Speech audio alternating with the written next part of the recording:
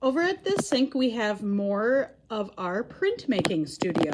So these containers right here just have a little bit of black paint in there that we're going to use to dip things in.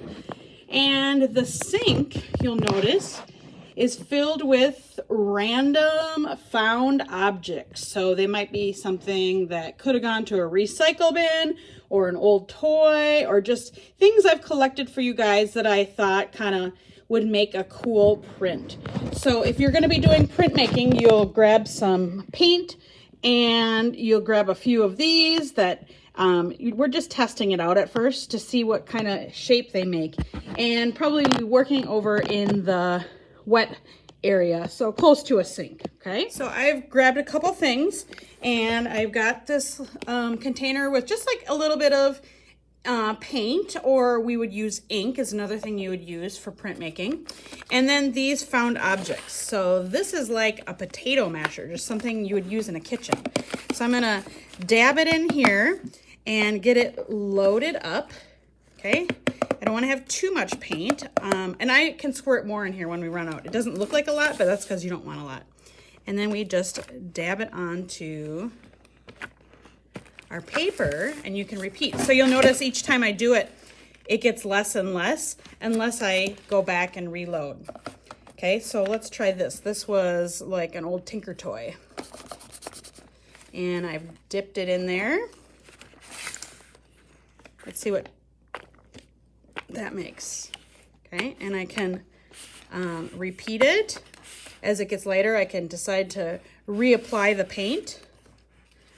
Here's just like another little, probably a baby toy, but they make kind of cool shapes. Okay, and here's another fun one. You could take a car and load it up in there. Okay, and you could drive it on here and make different shapes. Okay, so at first you might just want to experiment and try different things, and then you can make one that you would like to actually make into some wow work. Some kids before were coloring them after they dried. You could cut this out after it dries. You could even add new paint in there after it dries. There's a lot of things you can do. When you're all done, you'll need to bring all this stuff back to the sink to clean up. So back here at the sink, I'm going to wash up the things that I used, and I'll just keep them in this strainer here. So just kind of wash it off so it doesn't get dried up and crusty, okay, so that the next people can use them. And we're all using black paint, so, you know, we don't need to worry about kind of getting things perfect, but as best you can. Okay, you might have artist hands afterwards. Okay, and you can share these things at the table too. You don't all have to use separate things. Okay, so I'll wash them, and it's just like dishes. They can dry in the dish drying rack. Okay, put your paper on the drying rack. Put the lid on this paint so that other people can use it. It doesn't dry out.